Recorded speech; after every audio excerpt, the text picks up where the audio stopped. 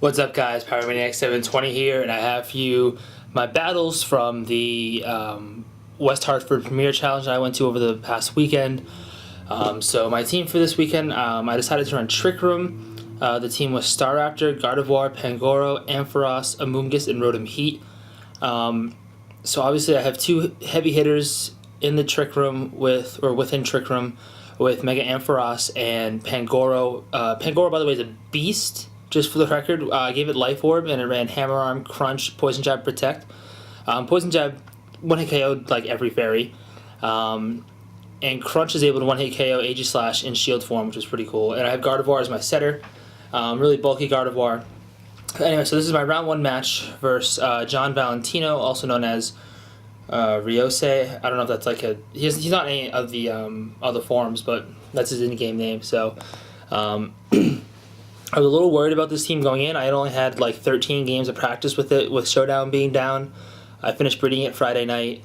Tournament was on Saturday morning. I played 7 battles on Battle Spot, and then I played a best of 3 at Major Bowman, and that was like my only practice with it. So, so right off the bat, he led Kangaskhan and Gardevoir, and I led Star Raptor and Gardevoir. Of course, I'm a little terrified of the fake out, but like I don't really have a way to stop it. I don't have quick guard. I can't double protect because I don't run protect on my Gardevoir.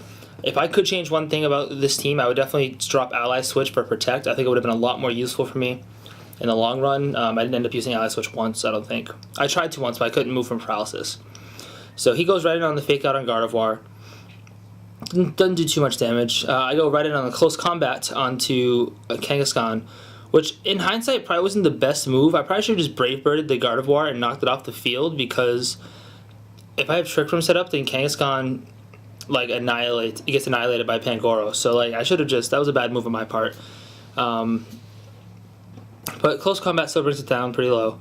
And of course I flinch and can't move. So now Pangoro comes in. Pangoro's a beast. He withdraws Gardevoir. He was choice locked into Thunderbolt, so he decided to switch out. Sends in Rotom, and he withdraws Kangaskhan because he's at -1 and sends in Gyarados. So Gyarados, that sucks for me because that means Pangoro is now -1, but not the biggest deal in the world. However, the double switch means I very easily can set up Trick Room, which is awesome. Like that was the easiest Trick Room I've ever set up. So now I have Trick Room up, I have Pangoro at -1 in. So I go for the huge Hammer Arm onto that Rotom Wash. Keep in mind I'm at -1. I still do around 60 to 65% damage, which is nice. Lose some HP, of course, from my Life Orb. And he also reveals Citrus Berry, which isn't a huge surprise. A lot of Rotom Wash run Citrus Berry.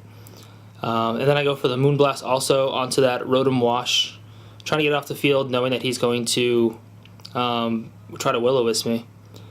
And lo and behold, he goes for the Will-O-Wisp and gets it. So Pangoro's now at -3. Gyarados goes for the Waterfall, coming in on Gardevoir. Gardevoir is really bulky. Unfortunately, not bulky enough to take a critical hit from a Waterfall from Gyarados. So now I'm down to a 2v4, but Trick Room is up, and I do have 2 heavy hitters, although one of them is at essentially -3 with a Burn and an Intimidate. But the other one's Ampharos. Ampharos is amazing, so who knows? I might have this. So Ampharos Mega Evolves. My Ampharos is ridiculously bulky.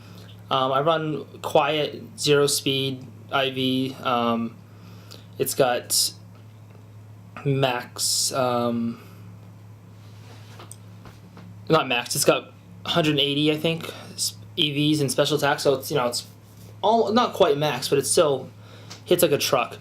So of course Crunch, easy KO from that range, and Thunderbolt, I think even with a Wakanberry, or Wakanberry, is that how you pronounce it? However you pronounce it, I think I still would have KO'd, because Ampharos has like base 165 attack, so now I'm bringing it back. I'm down to a 2-on-1, or sorry, a 2-on-2. He's got Kangaskhan, he's got Gardevoir. I know it Fake Out's incoming, and I do have Protect this time on both my Pokemon, so I can double Protect so that way I don't get destroyed by an incoming Dazzling Gleam or a Moonblast. Where is he Scarfed or Spec? I don't know if he's Scarfed or Specs, but he was choice locked in something. He told me, I forgot, but I knew he was going to have Dazzling Gleam because that's typically what people run. They run Moonblast and Dazzling Gleam. So he goes for the Sucker Punch, which I wasn't expecting, and he goes for it on Ampharos. So I know at this point in the match, pretty much my only chance is to KO the Gardevoir, because I know this is my last turn of Trick Room.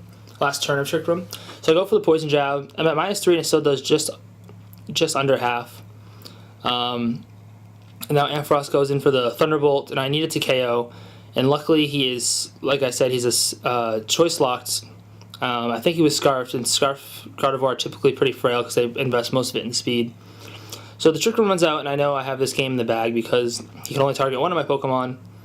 So he decides to target Ampharos. Ampharos gets KO'd by the return. So as long as his -3 Crunch is able to KO Kangaskhan, I have the win. And it ends up KOing. I mean, from that range, Fangirl's got massive special attack and or physical attack and a Life Orb, so I wasn't too concerned about it KOing. And I went for the Crunch over Hammer-On because I didn't want to miss. That would have sucked. So that's my round 1 match. Got kind of scary there for a second, but overall it went pretty well. Got Trick Room up, and my Trick Room people did what it was supposed to do. Or Trick Room Pokemon, not people. It had a 2v4, and it was able to pull it out. So stay tuned for round 2.